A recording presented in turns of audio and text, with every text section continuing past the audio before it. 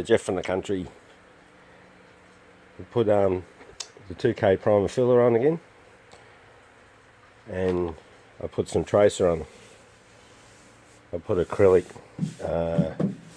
matte black tracer because that'll won't gunk the sandpaper, it'll be good.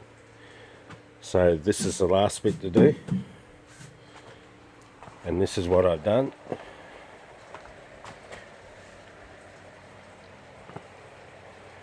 Block sanded all the tracer off,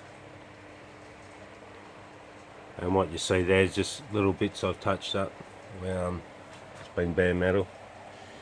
I found this to be the best go etch primer.